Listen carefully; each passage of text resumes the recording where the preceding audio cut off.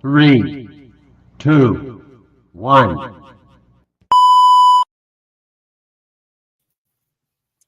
Welcome to this edition of the X Fan Show B Hawk Live Combo. That's how we do things here at the Fuel Sports Network. I am the A Train. That gentleman right there is Eddie P himself. Good evening, sir. How you doing tonight?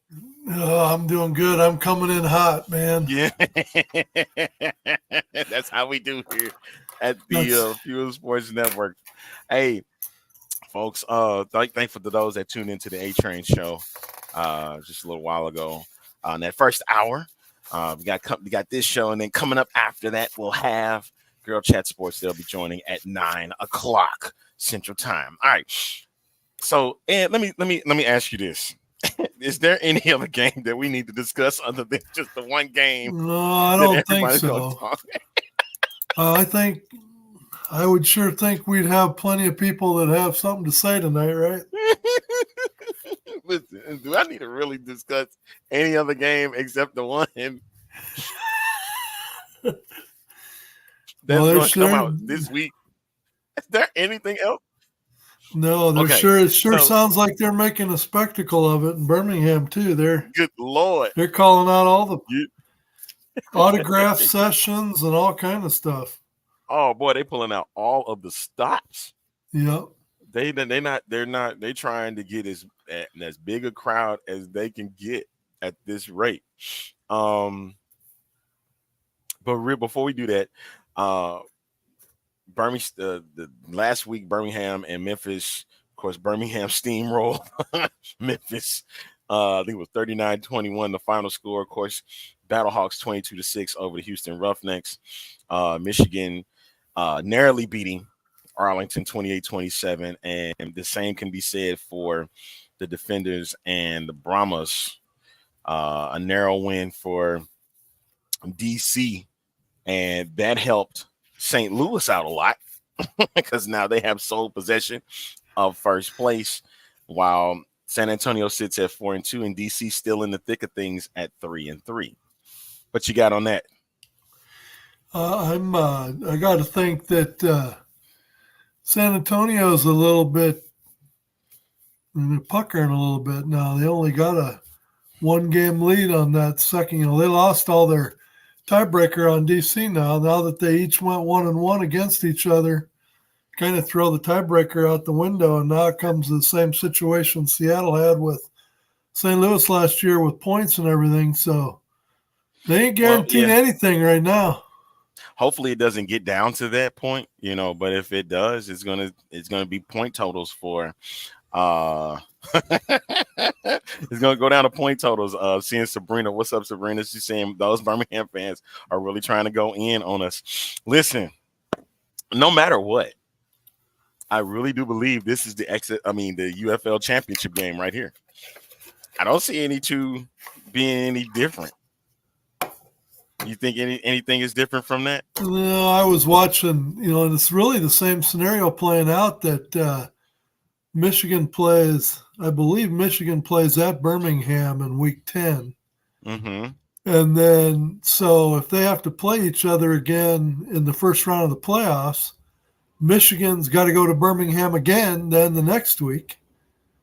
And then if you turn the other, you look at our division, San Antonio's got to come to St. Louis in week 10. And they're going to have to do it again. and they're going to have to turn around and do it again first round of the playoffs. And then, like they say, they're touting they're going to be playing in St. Louis 3 weekends in a row. But I kind of have a feeling that ain't going to happen.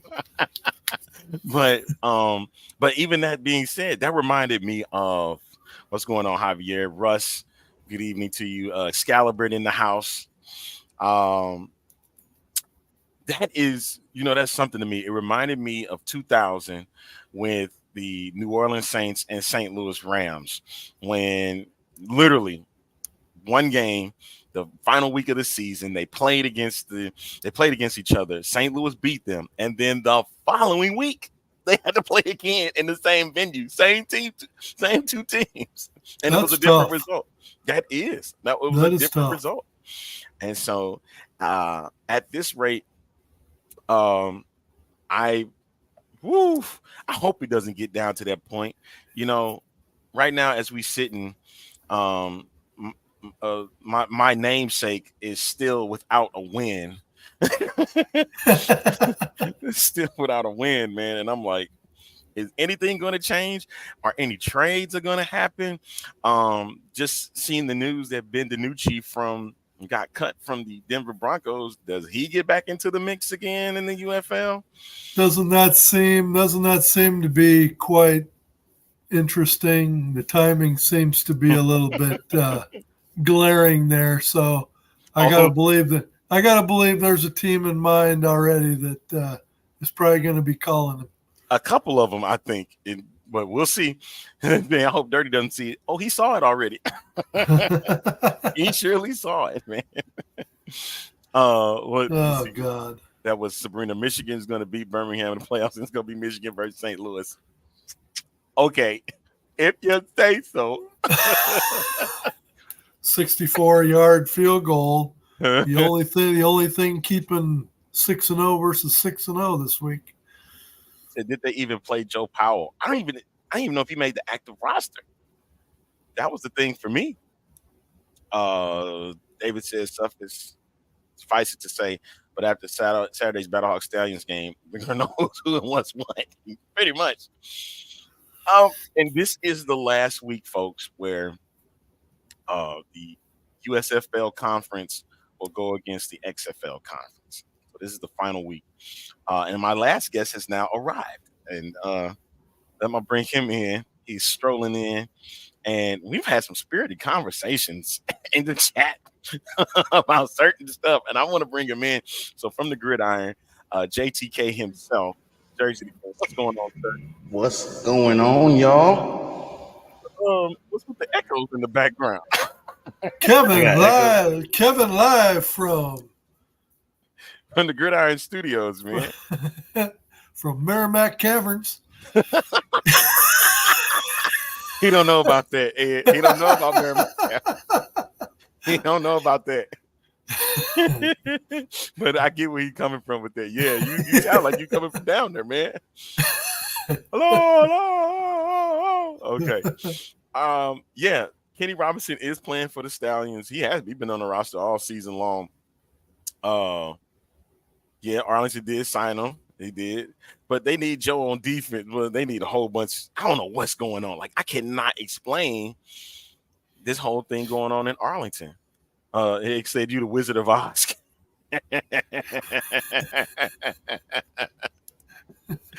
But this whole situation in Arlington is kind of like Dallas Cowboys having a whole bunch of drama issues.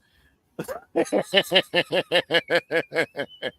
remember, everything gets pointed to the quarterback, right?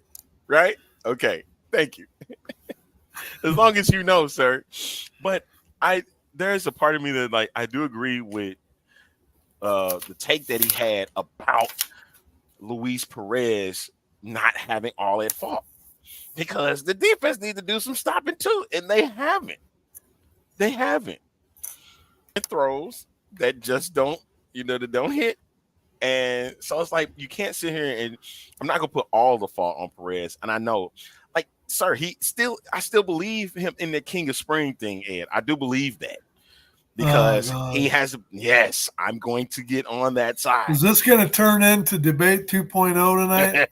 It might. It just might. You should know me by now. But that's the thing, though. But my problem, the problem, in my opinion, is not them. It's always been Chuck Long. It's always been Chuck Long. Let me ask you a question. Okay. You got AJ McCarron in this hand. You got Perez in this hand. Okay. You know, you guys are big stat guys. I'm not a big stat guy, but if you go by stats, Perez has got what? 28 more yards, something like that. It's insignificant. AJ McCarron's got 13 touchdowns versus Perez's 6. Okay. So we could keep talking stats that really don't mean anything. One team is 5-1 The other team is 0-6. Which one are you taking? Which one are you taking? Hey, I can't hear you, JTK. I can't hear you, man. You can't. We can't hear you, dude. we got it muted for a reason. No, I didn't. No. Can you hear me now? Yes, we can. I'd still take Luis Perez. And the reason being is because at the end of the day, right now, AJ McCarron has weapons in St. Louis. His receivers are doing their damn job. Chuck Long, for some reason, doesn't know how to utilize the wide receivers that he has. For instance, last season, Caleb Van Der Esch was one of Luis Perez's biggest targets. How do you not have him out there on the field with Tyler Vaughns and Sal Cannella and Peyton? Why are you not putting out all your weapons? Why are you not utilizing all of your weapons? You can't put any of this fault. Luis Perez is working with what he got. He's working on what his offensive coordinator is putting on the field. He's working with what his coach and his offensive coordinator are putting in that depth chart when it comes to the wide receivers. If you're not going to utilize one of his best weapons he had last season, why is he on the damn team? You know what I could say to that? AJ McCarron is winning despite their offensive coordinator, Gronkowski, because he calls a horrible game. And AJ McCarron will sit here and change the play. He don't give a damn. Stop me. I'm AJ McCarron. Stop me. I will change the play because of what I see. I have NFL experience. You don't. So here's what I look at. When you get to be in the professional level. Now, when we was going back and forth earlier this week, it was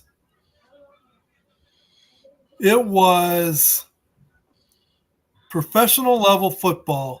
And when I was referring to Tom Brady, I was referring to Tom Brady at the NFL level.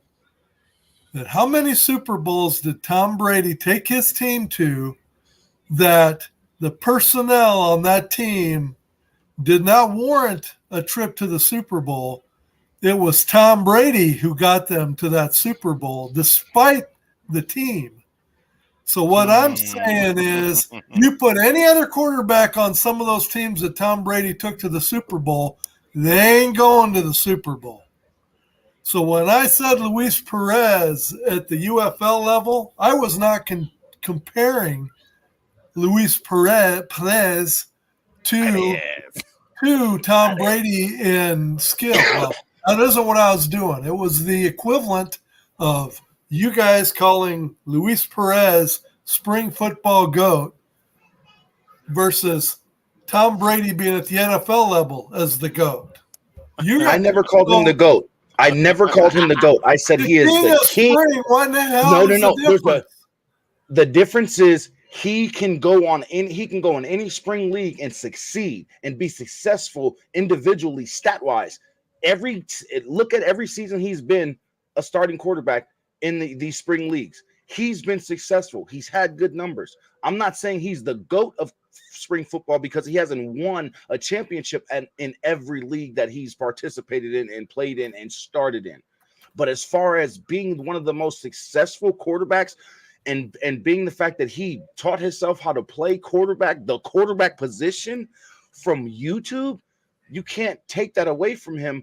And you can't deny what he's done stat-wise and statistically in the spring leagues in his career as a quarterback. You can't take that away from him. That's what I refer to him as, the king of spring football, because every single league that he's been in, he's been successful. He may not have won a championship, but he's been successful. And that's why I refer to Luis Perez as here you go. Oh, God. Listen, I'll end the debate right here. Who's won the championship? Hold on. Retired. No, not from this show. I haven't. This is the X-Fan show that is invading B-Hog Live. Who's won the championship? Luis Perez or AJ McCarron? Thank you. Who's won the championship? I don't know. You mean he won a championship as rent a QB? The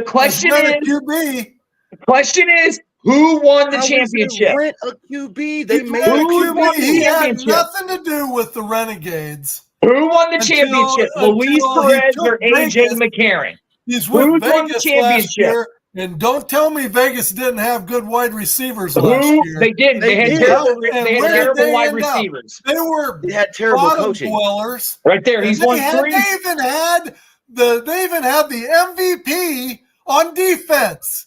That don't mean nothing. They had a terrible head coach. Who won the championship? Quarterback. Who won the championship? AJ McCarron. AJ McCarron or Luis Perez? Who won the championship? Hold up. This is where my argument comes from. Hold up. Don't mute me. Who won the championship? Okay, hold on. You made your point. This is my point. Going back to you, Ed. And this is why I say your view on Luis Perez is kind of wrong. He needed in Vegas, and he did. You're horrible for that. He didn't say, "Hey, XFL, get me the hell out of Vegas." He didn't say that. He didn't. They said it because he was in the bottom of the division. No matter who won the championship, it's a very simple question. Nothing to the team. Daddy Ed, it's a very simple question. Hold on, Jersey, Daddy Ed, Arlington. He wouldn't have came to that team. Jersey, hold on. I'm going to ask this question, then I'm going to leave. Hold on, and we're all going to answer it. It's a very simple question. Who won the XFL championship? Jersey, go first. Ed, Jersey, go first. Who won the championship? The Arlington Renegades. Well, who was the quarterback? Luis Perez or AJ McCarron? Perez. Arlington, the quarterback. 80% of the season he was hold on, doesn't matter, Ed. Question is who won the XFL championship? Arlington, who won the XFL championship as the quarterback? How many wins did he have? It doesn't matter. Arlington, who won the championship? How does that as the quarterback? How is wins on another team? Hold on, Jersey. With the wins on the current team, Jersey, Daddy Ed, who won the XFL championship as the quarterback? It's that simple question. Who won it? Who won it? He joined the team. The question is when there were like Arlington, mute him. The question is who won the championship as the quarterback? Luis Perez or AJ McCarron? That's the question. It's that simple. The other quarterback won because the other quarterback had an injured hand. So wait a minute. That's not the question. Hold on, listen. You're not referring to him at all? The question is, what quarterback out of AJ McCarron and Luis Perez won the championship? That's the question. AJ McCarron has 2 national championships. We're not talking about national championships. College? We're not talking about college. We're talking about XFL championships. We're talking about professional level. Wait, guys. This is how easy it is. You're not ever going to win the argument, so you just as well stop. Because you lost the argument. I got to go. You lost the argument. That's all I got to say about that. You lost the argument. Bye. You can't pin him getting traded to the Arlington Renegades mid-season on him and then say that what he brought to that team wasn't part of their success getting to the XFL championship or the playoffs. He was the reason that offense started clicking. What was Vegas's record? Got a quarterback. What was Vegas's record when he got traded last year? That's besides the point. No, it isn't. It's exactly the point. It's besides the point because you want to say he can't throw when you it, have a grown-ass man on the sideline and pick up the ball. But Vegas had a great receiving core. They had the defensive player of the year on their team, and they also had a guy that you said is the king of spring that had them in dead last place. Question, hold on. Because they had a horrible coach and a horrible coaching staff. Didn't that OC get fired? Dwayne Taylor? Yes. And that's when we actually won a game. Dwayne Taylor got fired. As soon as the offensive coordinator got fired, as soon as the new OC came in, we won a damn game against Orlando. And then actually started playing better at the end of the season with Jalen McClendon. At the end of the day, I want to know if he's going to get traded. Hold on. Rod Woodson had that. Hold on, you two. Listen. Hold on, you two. I want to know this. We because we're done with it. We're done with it now. I want to know this. Should he be traded to a contending team? At this point, Michigan, you have San Antonio because he's not going to Birmingham. He's not going to St. Louis. Does he go to any of those teams that could make them better? Ed. Right off the hand, I was going to say Michigan, but Okay. on the Bottom Line show Monday, I had Mike Palco on, and he's a Michigan guy, and he made the comment point blank, we are going to ride with the players that got us here. Okay. We don't have time to decide, to take a chance on whether he's going to fit into our system, fit in with the players. We are going to ride with what got us here. But Okay. I have a feeling that that's not going to be the case, because I believe San Antonio's getting desperate, and whether it's Mr. Perez or whether it's DiNucci, I think San Antonio is going to be on the. You gave this long, distorted answer. That means you didn't even answer the question. So, sir, I'm going to JTK. Who is your answer? Yes, I'm muting you because you gave a long, distorted answer. No. To Luis neither Perez of them, ain't getting traded. To Luis nobody. Perez is All not right. getting traded. Okay. We're going to take a timeout. And I promise One you. of those other teams will bring in DiNucci. I promise you we're going to restore order on this program. And I'll give you just a difference in philosophies when we come back. All right. We'll come back more with the X-Fan show right after this. All right. Y'all stay tuned.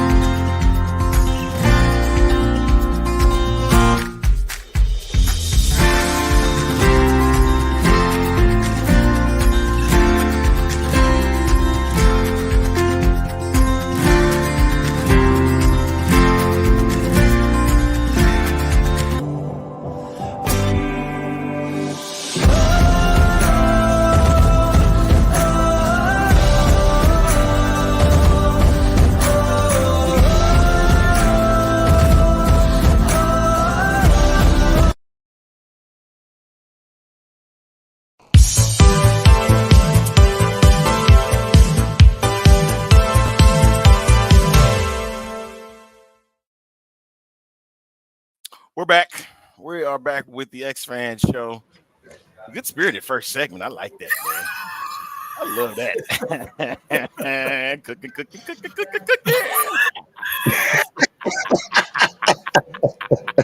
So do you want to hear my difference in philosophy? I'll take the blame for that, but go ahead. I want to hear your. When I look at I'm just not a stats guy. I'm not. I'm all about the flow of a football game, and I'm really intrigued by the fact that games at the professional level, and you can say NFL, you can say UFL, fill in the blank. At a professional football game, it's amazing how many games are decided by a matter of maybe 2, 3, or 4 plays in a game that make the difference between winning and losing. And I'm all about sitting there watching the game. I'm all about the flow of the game, and what if this would have happened differently, the game outcome could have been totally different. And I'm not going to give every example, but let me give just a few examples of what I'm talking about. You had Arlington play St. Louis. Arlington came to St. Louis, fourth quarter, 2 minutes left in the game. The game was tied. Arlington's driving down the field. They're like at the 20-yard line of the St. Louis Battlehawks. They got a 3rd and 6. If they make that first down, they are able to run the clock down to nothing because the Battlehawks couldn't stop it. They had no timeouts. They make that 3rd and 6. They basically run the clock down to 1 second, kick the field goal, they go home with a win. You got DC at Birmingham. They traded field goals at the end, but DC, with about a minute left in the game, had a 3rd down and 9. And I think they were like on the 25-yard line, somewhere around that for Birmingham's. DC, Ta'amu scrambles. It was either a quarterback draw or he scrambled out of the pocket, one of the two. And on 3rd and 9, he looks like he is running for the first down. If he gets the first down, they're able to kneel on the ball, kick the field goal with no time left. DC goes out of Birmingham with a win. But instead, the safety for Birmingham comes up and puts a stick on him. I mean, sticks him 2 yards short of the first down and forced DC to kick that field goal with a minute left on the clock. All that Birmingham needed to get the kickoff and go down and get in the field goal range of their own and win the game. You got the game this weekend where Houston is playing St. Louis 6-0, heading down to the end of the first half. There's like 12 seconds left in the game. Before the first half was over with. What happens? Battlehawks have no timeout.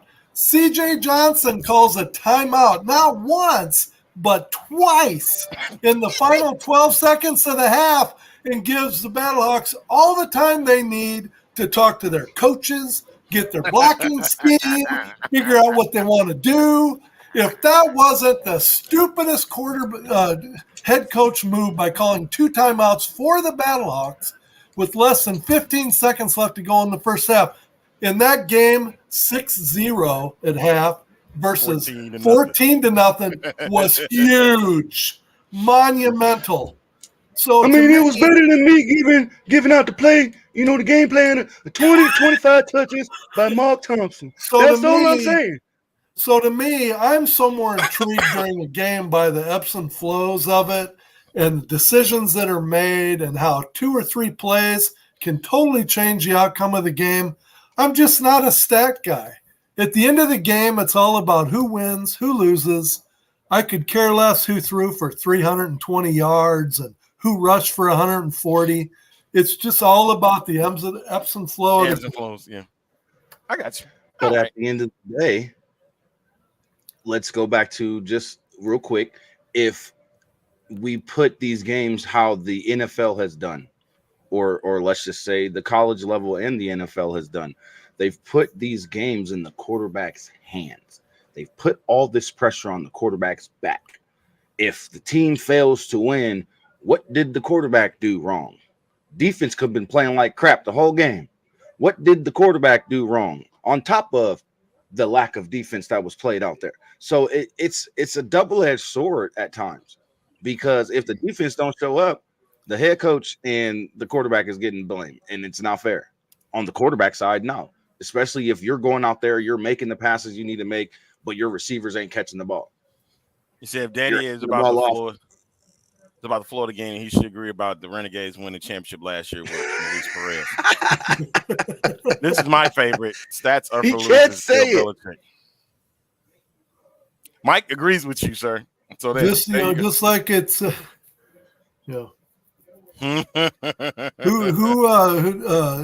made the comment too that you are what your record says you are? Somebody said that? Yeah. He used to coach the Cowboys. Parcells. Coach Bill Parcells. They had him in a press conference after one of his games, and they kept wanting to do the what ifs, and he finally said, "Your record, you are what it says you are." Period. You want to talk about Perez? There's 2 games I just talked about here when I was giving you the examples. In St. Louis, 3rd down and 6 from the 20-yard line. They get a first down, game's over. Didn't deliver. They're up in Michigan. How is that on him? Up in Michigan. If they get another first down and they don't have to kick that field goal, They don't give the ball back to Michigan with a minute left to go in the game. Game's over. How is it on him if he's making the passes and the receivers ain't catching the ball? So he needed. So basically, at this point, last week, that means he needs to pull an AJ McCarron and say, "No, I'm not using that play. I'm going to use this play instead," and that's what's going to propel over. What I they think do. so. Remember, this is a Chuck Long thing. I think if he's able to start audibling, or if he just doesn't care anymore and he says, "No, this is what I'm going to do," and he shows that he has that leadership ability by saying, "This is the play I'm going to call on the field because this is what I'm seeing from the defense," and he changes up at the line and he starts succeeding with that. If I was him, I'd continue to do it. The hell with what the coaches are saying. And if you're going to bench me for making things happen, then we know it's the coaching staff. Hey, that's like the Willie Beeman case here. In AJ McCarron's in defense, I'm all for it because any play that AJ McCarron calls is going to be a hell of a lot better than what Gronkowski calls any day of the week and twice on Sundays. Ain't Beck giving him that leeway though? Beck is giving him that. Stoops isn't doing that. Stoops is allowing Luis Perez to call audibles at the line with 2 minutes left. So are you telling me? Then if Perez calls a play on his own, that Stoops is going to take him out of the game? I'm not saying that. I'm just saying Luis Perez isn't putting the game in his hands and saying, you know what, I'm going to just audible to what I see. Sorry, coach, yell at me later. That sounds to me like that's a coach-player issue because that's my thing. That's why I say this whole coaching staff needs to be replaced. Bring in Jim Jones, damn it. I'm not saying Perez isn't talented, but if he's at the level that you guys say he's at, he deserves every right that if he feels a certain play when he approaches the line, he should be able to make that change. And if the coaches don't let him do that, then evidently there's a trust issue that they don't have with him because otherwise, if AJ comes to the line and he makes a change, I back him 1,000%. And so does Beck. And so does Anthony Beck. And that's the difference between him and Bob Stoops. What's up, champ? I really believe that. That's the difference. Bob Stoops is on this. It's like Bob Stoops is still coaching at a college level in his mind or something. You know what I mean? Had a good interview with AJ about play calling. AJ said the 4-minute mark of each half he's allowed to call his own plays. Probably why the offense usually score in the last 4 minutes of each half. He gets that 4-minute leeway of being able to run the offense. So at the end of the day, he gets it of each half. It said. Yeah, each half. So you got to imagine if Luis Perez is given that, he's given 2 minutes for the end of the game in the fourth quarter, the last 2 minutes of the fourth quarter. How are you giving him command of the team? How are you expecting him to grow into that leader? Bob Stoops, in my opinion, Bob Stoops and Chuck Long are hindering their quarterbacks from succeeding. I'm sorry. They did it last year and then went out and got Luis Perez, and then Luis Perez comes in and makes the offense a little bit better and gets that offense clicking where it should have been with Kyle Slaughter or Plitt or whoever else was there. And then at the end of the day, they go on to win a championship. Why wouldn't you keep that same method going into the season? Just like my opinion on them cutting Morgan Ellison. That was dumb because look what Morgan Ellison came back and did to that defense when San Antonio played Arlington. It was like, oh, you're going to cut me and I'm better than whatever Davion and Davion Smith and Letty Brown. I know I'm better than those guys. I proved it last season in the XFL. What were they doing? Not trying to sound like that, but you know what I mean? That's how he ran that ball against Arlington. And I think that was one of the moves that they made that was not good for the team, cutting him, not addressing their secondary all season long, and you wonder why you're 0-6. So answer me this question then. So answer me this question then. If Perez is all that, how come he's not getting a sniff at the NFL level?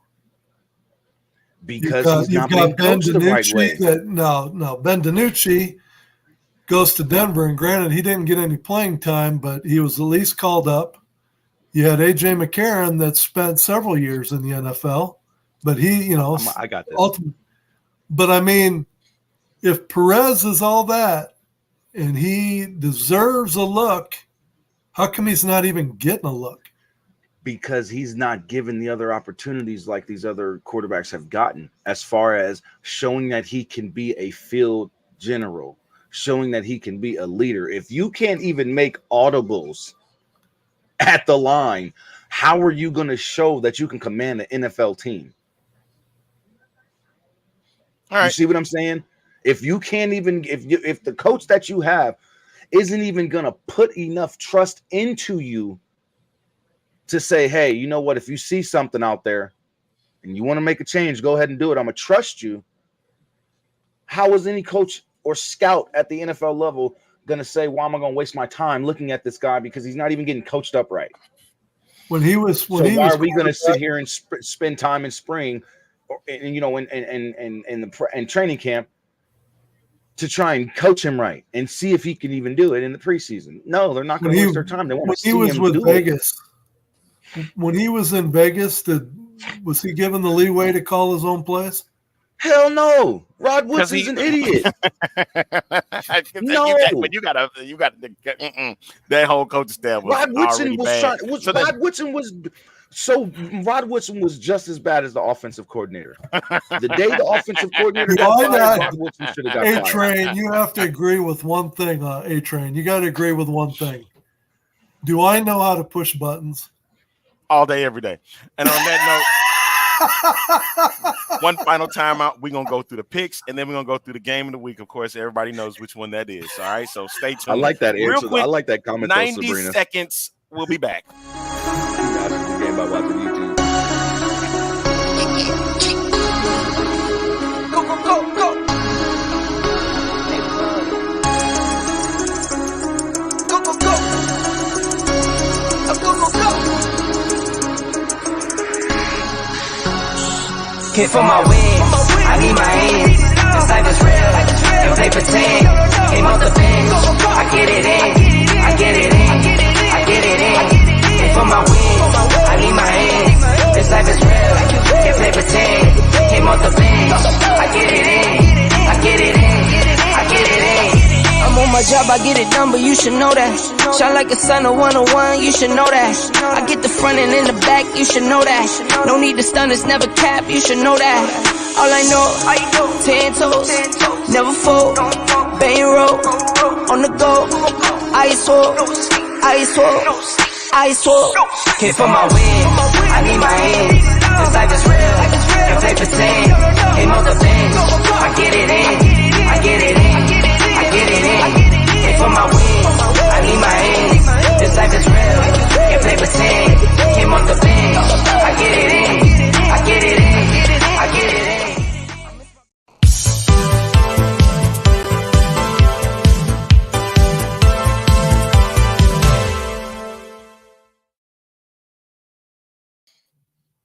All right, final segment of the show. I told you 90 seconds we was going to give y'all.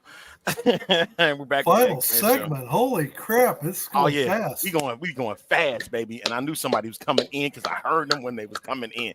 What do you have to say, ma'am? What did I just hear my dad say about pushing buttons? Did he just say that? And did that just come out of his mouth? Oh, my Lord.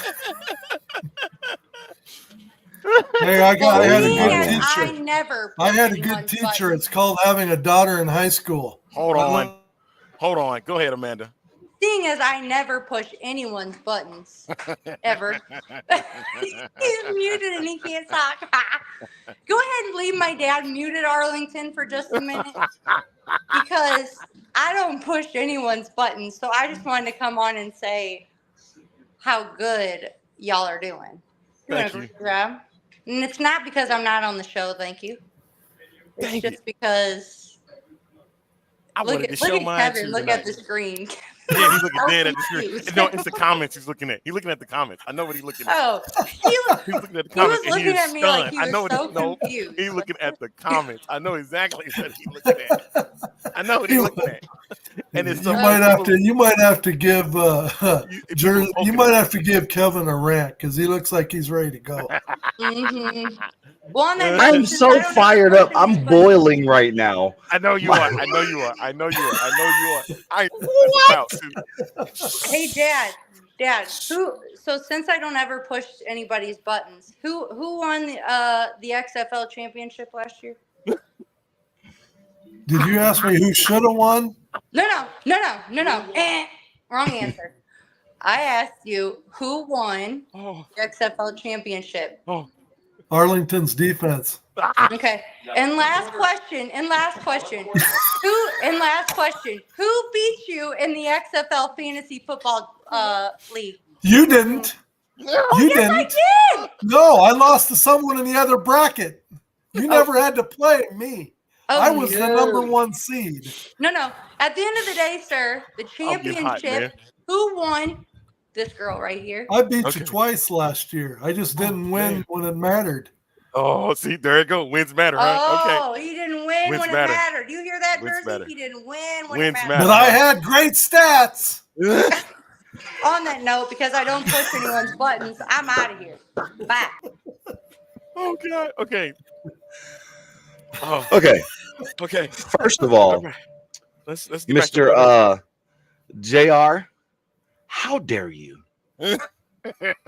How dare you? No. How dare you? I think it was say that Luis Perez sucks and that he throws the ball to the opposing team most of the time. What are you watching? And then John David, the comment right afterwards. Oh, I was going to have you put Vegas doesn't have a team. What? Hey, have you got your autism shirt? Because I surely did. I was. You got people pushing your buttons from everywhere. Comment line everywhere. They know how to get you, man. What? Mike said, "How the hell did you have the XFL fantasy league?" Hey. Oh yeah, we did. It was an awesome league too. Oh man, I need a drink. Okay. I can't believe this. All right. So we got 4 games, as always. Memphis and Arlington. Okay. Michigan and DC. Okay. San Antonio and Houston. Yikes. All right. And of course, St. Louis and Birmingham. All right. So we're going to run down. Of course, Battlehawks and Stallions is going to be the game of the week. So we're going to go through the other picks. Yikes. I'm sorry. I don't think Kevin's heard a word you said in the last 5 minutes. He's been looking at the comments. Hey, all you guys in the comment line, checks in the mail.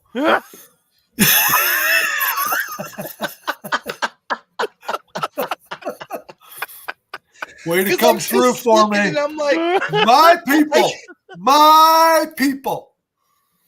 I don't like that. First of all, John David, that receiver slipped on top of running the wrong route. Thank you very much. Go back and watch the replay of the game. I don't like that. I didn't like that whatsoever, man. Okay. Let's go. This is why I need to be on a debate show. Oh, God. Okay. That's the matchups. I'm going to leave here 2-0 on my second debate. 2-0. Oh, you had one. You're 1-1. I won, clearly.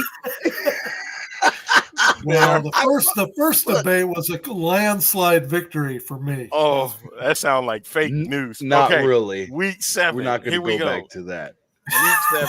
There it is. Arlington's getting their first win this week. Oh, Lord, against the Showboats? Okay. Oh, yeah. Against the no-boats. Everybody's. I got Arlington on that. I got all the Memphis faith in Titanics. I got all the faith in Perez in the world in this game. He's going to come through. He's going to throw for 450 yards. This is actually tougher than I think. How? The last game, trust me. Memphis is currently the Titanic. They are not a yacht. They are the Titanic. They are sunken. Okay. They are in the water. They are just as bad as Arlington, if not worse. Will mess around. Arlington will mess around. I am Sabrina. I'm going to get mess around and lose. I'm choosing Memphis. Oh this week. God! I will be the one. Nope. I will not. A-Train needs an intervention. He's gonna be mad when his namesake wins. Yo, I really won't be, because actually it'll be pretty good. But that's beside the point. I'm telling you, as if week by week we've seen what we've seen. Arlington loses in the final minutes. Well, Arlington needs to figure out that there's 15 minutes in the fourth quarter, not 14. They keep playing for 14 and leaving the other team a minute, and they lose all the time. Palco, you're taking the showboats. What are y'all drinking tonight? Listen. Case Cook has married the turf. Case Cook has been having an affair with his wife with the football field, the turf. He has kissed and laid with the turf more in this season than he has in the last year with his wife. Damn it, that man has been on the ground.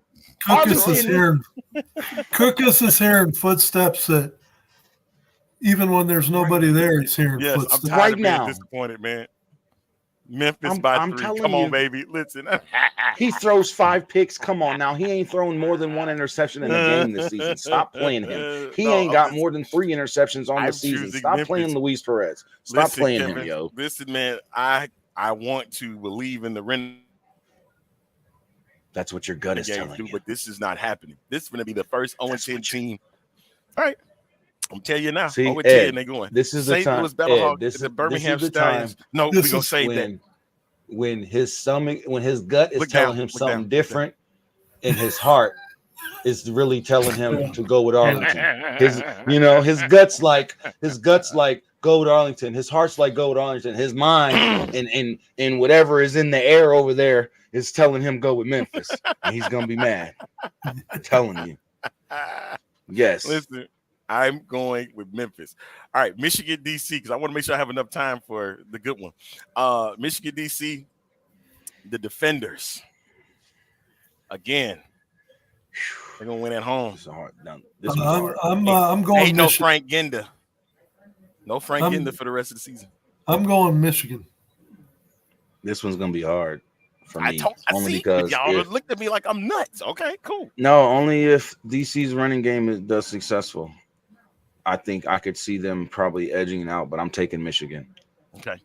All right. I wish Dirty have his pick so that way he can tag along with it. Brahmas and Roughnecks. Who'd you pick? I picked DC. Oh, you picked DC. Okay. Can't believe Brahmas and Roughnecks. Brahmas.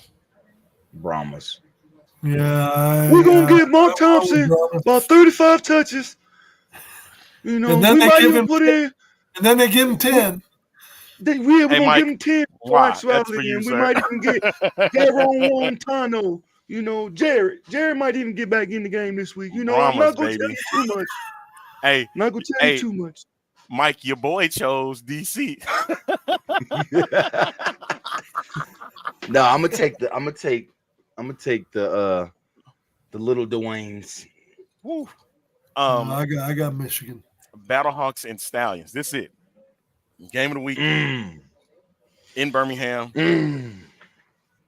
Top 2 teams. I could freely be a hater on this show. This ain't dedicated to no specific team. You can be a hater if you want.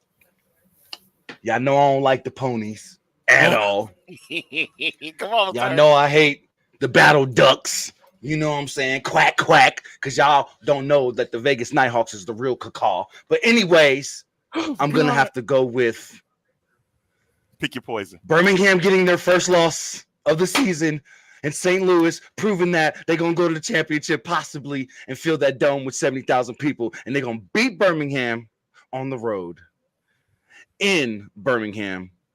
Are you serious? Is that real? Never mind. My God. The great real? The great Karnak. You damn right, Mike Palco. Nighthawks are undefeated. But anyways, yes. The great Karnak. I am choosing St. Louis.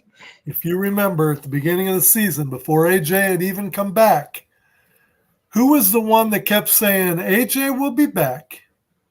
He will be playing for the Battlehawks. And won't it only be fitting that he's going to go to Birmingham where he won 2 national championships? 3. And he's going to stick it to Birmingham, all the fans that cheered so loudly for him, he's going to turn around and stick it to them. St. Louis in an upset. Yes, sir. I think they're going to win. I think Mateo Durant goes off. I think Hakeem Butler goes off. And I think JPZ has his biggest game of the season. I think that St. Louis is going to fill the air with balls. They're going to put them on their heels from the get-go. And they're going to, like I said, they're going to hog tie Gronkowski and put a muzzle on him. They're going to stick him back in a storage room somewhere. He's not even going to get to call one play. And they're going to let AJ McCarron call the whole game. And look what happens. Yes, the protective stadium is going to get protective stadium is going to get filled this week because of the Battlehawks fans traveling. I just want you guys to know you're going to see a sea of blue in protective stadium. Yeah, I'm going with the Stallions. Go to sleep. No, you know what? Get off the damn show. What the hell? You took all you Battle Duck fans get on. Hey, wait a minute, hold on. Stop. Both of you. Got to answer that question up at the top. The title: AJ, Adrian, or Jake. Who you taking? JTK. Exactly. You can't say nothing because you've been all this time. I got you trapped, and you got the nerve to sit here on this show and say the freaking Battlehawks. After you've been giving the praises to Adrian Martinez, and you sit here and say Battlehawks, and you tell me to get off this show? Can you believe that? Can you believe how absurd that is? That is absurd. Can you freaking even believe that? No. Adrian Martinez is going to have a great game. Shut up. But I still feel the Battlehawks are going to edge this victory out and actually win this game. I do. So you're going to sit here and tell me in the MVP race right now, you would choose Adrian Martinez, yet you picked them to lose? I did not choose Adrian Martinez in the MVP race. Thank you. We want to go back to the gridiron. At this point, why would he be the MVP? Trust his arms. How many weeks has he actually played? How could you possibly give him the MVP at this point?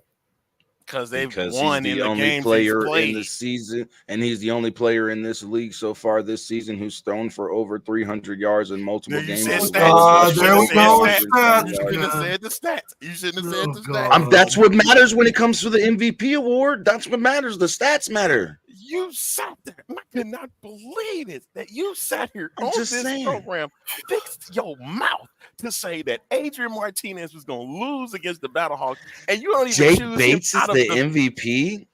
Well, a lot of people are saying that because of his foot. It's keeping Michigan keeping them afloat. Are you serious right now? Hey, no, I'm very serious. I just don't think he will win. RJ Young was crazy with the stuff that he's been putting out lately, I can top it if I have to. I would put Jake Bates in the top 5 conversation, top 3 conversation right now. That's my point. That's my point. I would.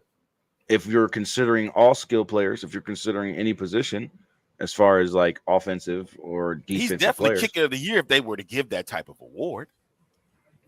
Yeah. But here's my thing. How could you even sit here and say that? I believe in St. Louis's offense. Let's look at St. Louis. Let's look at Birmingham's wide receiver corps. Who are their main 2 weapons? Deion Kane, Jay Sternberger. There's no wide receiver 2 that's really making any noise over there like that. Let's see what St. Louis has. Marcel Aitman, Jakor JPZ Pearson, Hakeem, no hands, but all of a sudden got hands Butler. Do I need to keep going? Darius Shepard, Mateo Durant out of the backfield, Wayne UFL Bust Gallman. I mean, do we really want to put up their line, their offensive weapons that they have and will be able to utilize more in this game compared to what? And then what happens at the end of the game? They never fail. Sutherland, once or twice a game as tight end. Nobody pays attention to him, and he's a lock. He's a lock for either a touchdown or a 2-point conversion when they need it because nobody pays attention to him. And Or a he's big wide open conversion, every time they use a it. big Yep. third down, fourth Yep. down conversion. You can catch Yep. Sutherland just being snuck in there with nobody paying attention to him.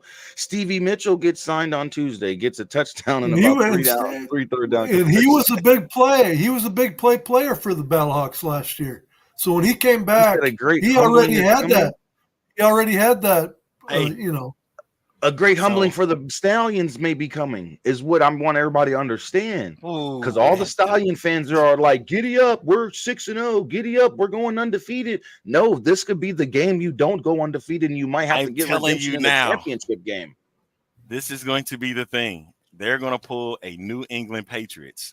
I guarantee you. Guarantee. From 2007. They're deflating the ball. They're undefeated and I was going to say the championship. They're going to deflate the balls. Are they that crooked? They might as well. They're going to go undefeated and lose in the championship game. There's your answer. I'm just telling you, who else on that offensive side of the ball does Birmingham really have weapon-wise at the wide receiver position that could bail out Adrian Martinez when he can't use his legs? I would agree with you, A-Train, but the Battlehawks have shown that they're a better road team than they are at home. Oh, boy. We got to get out of here because the next show is about to start. And the Battlehawks shown that they have a better offense by putting up more points and being the top offense in the league. Okay, gang. We got to get out of here. So, last words. JTK, say something, man. Adrian Martinez, I love you. My guy, win the MVP, but I don't think you're going to win this game. I'm sorry. That's what I got to say. My last words, 2-0, baby. 2-0. 2-0, baby. 1-1. Hey, Train, we got to go. We'll catch y'all next time. Check out Girl Chat Sports coming up next. It's coming up next. We'll see y'all. Take care. With Mo and Mel.